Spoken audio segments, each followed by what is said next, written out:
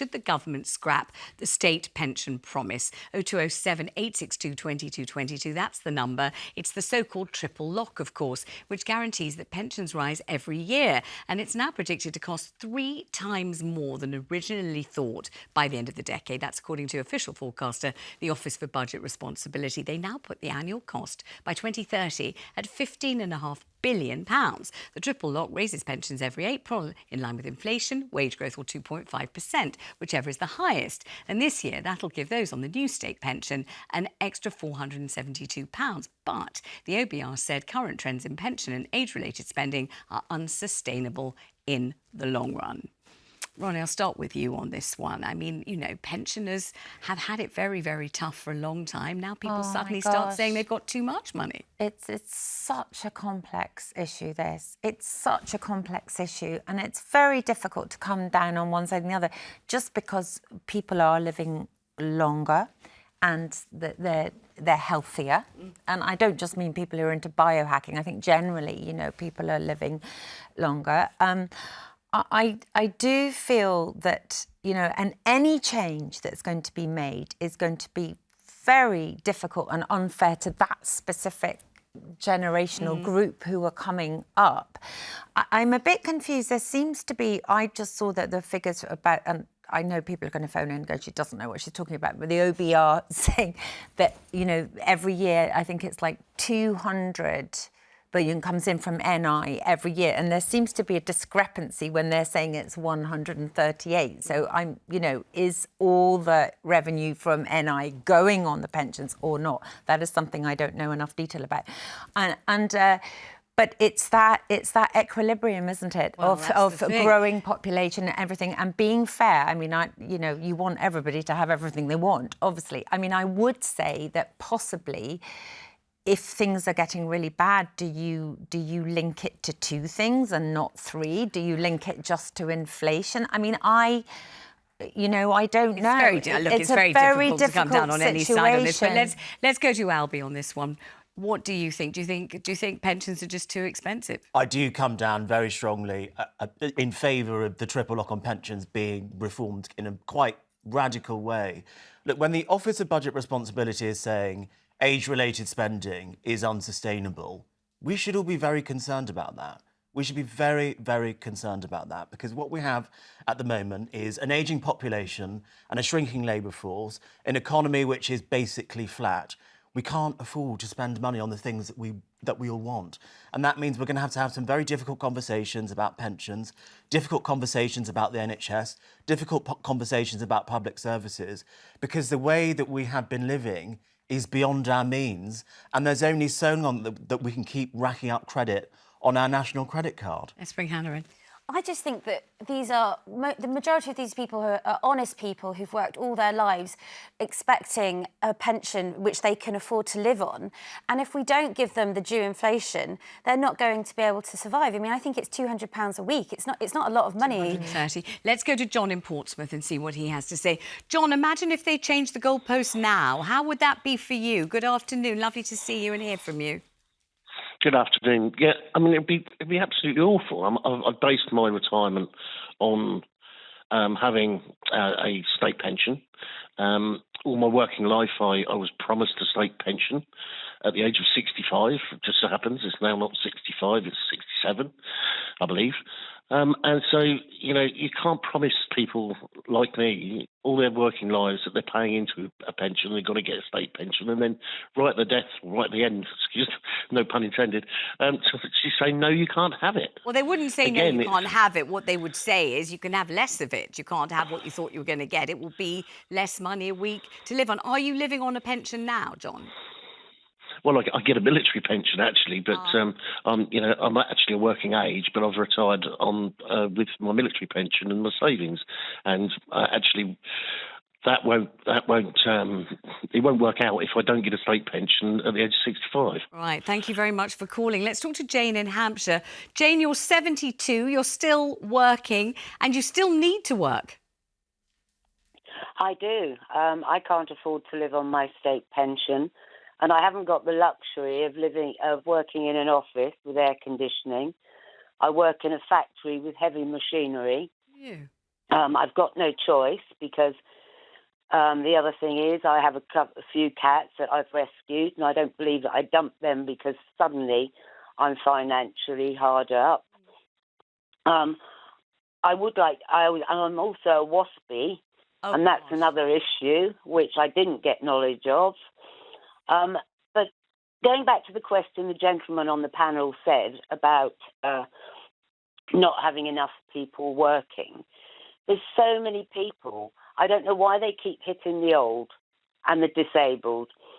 There's so many people not working and they just can't be bothered, and I know a lot of them myself. Well, that was supposed to be the welfare bill reforms, which were then kind of discarded in panic, and there was this very dramatic U-turn. But Jane, just explain why. I know you're a WASPy, so that means you didn't get your pension when you thought you were going to, and therefore you were counting down for the moment, and then it never happened. It was delayed and kicked into the long grass. I get that, but at 72 and still needing to work in a hot factory in this weather and everything else, why has it worked out that way for you? Can you explain a little? Well, in the beginning, a lot of companies I worked for didn't have a pension scheme. Right. And at the time, as you're younger, you think, I'll put some money away when I have it. And I've never had the luxury of having a penny spare in my life. Right. I've been from homeless to getting a place to... things have not been happy or good for me. Oh, well, I hope that they get better for you, and I hope you get a lot of comfort from the cats, who I'm sure are wonderful company and you know, absolutely someone to love and adore. Thank you very much for calling. So Jane's 72 and still slogging it in a factory. This is the kind of thing that we're talking about, obviously. Let's discuss it with Sharon in Staffordshire. What do you think, Sharon? Hi. Oh, good afternoon, lovely Vanessa and your lovely panel. It's always a rather nice panel. To come onto your show. It always is a pleasure. Before we talk to you, Sharon, would you like to hear, you can say yes or no, Ronni just taking off Anne Reid, her co-star in Last Tango in Halifax, when she was... I would. I knew you would. when asked whether she fancied retiring or not, what did she say? Oh my gosh! Go on. Did this in the break. I'm all horrified. I just don't want them to miss out on it because it's so great. Well, Anne is the most extraordinary woman I've ever come across, and she still works so hard. And she. And goes, how old? Oh well, I've got over 80. Oh yes, well, I think she's. I don't. Gosh, no, it's terrible, but yes, and the rest. And she goes.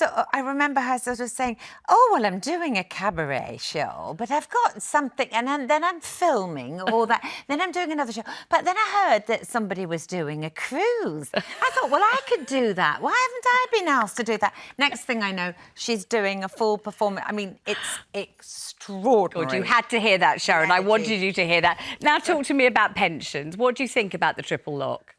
Basically, I think the triple lock should stay in force, to be honest. People have worked 30, 40 years, contributed to society, so they're entitled to it. My argument is, Vanessa, is that people that have never worked all their working life, why should they get the triple lock? I can't understand that.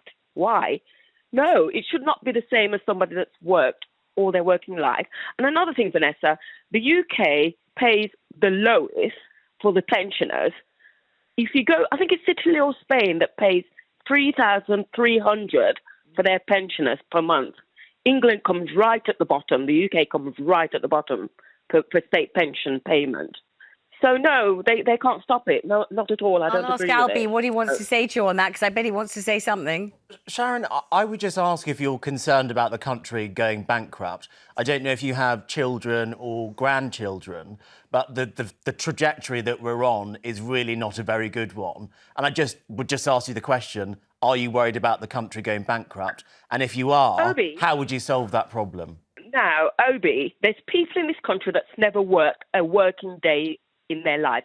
I've worked, my parents have worked, my children have worked, my grandchildren are now working. Now, why is there people in this country that's never worked and they expect everything for free? No, I'm not concerned. The government needs to get things sorted out in this country. They really do. Sharon, thank you. I mean, Sharon's obviously, drawing a line between those who claim benefits their whole lives and get a pension at the end of it, and those who've worked really hard all their lives and get a pension at the end of it. I can see where she's coming from in a way. Can you? I can, but But I have accepted, for example, that I might not get a state pension when I'm of pensionable age, because I understand that actually the way that things are going, it might not be something that the country can afford. I understand that 30, 40 years before I will retire. So why is it so difficult for people now to have that same realisation that I've had, that actually the way that we're living is not sustainable and we're going to need to do something about it? And Hannah, both your parents are still working in their 70s. Yeah, both my parents are 71. My dad's a civil engineer and my mother is an HR manager. And they both still work part-time because they don't think that they can really manage their lifestyles at the moment without that extra salary. And I do worry about them working to such a late age. I do think that there is a problem in this country with us not looking after our old. I think when you compare us to other countries like China and a lot of European countries, where a lot of the elderly even stay living with the family and stay in the family home, I do think that we forget about our elderly in this country quite a bit. Although lots of people are trying to pitch the young against the old and say the young can't afford homes, they can't afford to have children, they can't afford to, you know, any kind of independent life because things are so expensive. Albie's encumbered still with his student loan, which he's paying off, and he just told me during the break it's damned expensive.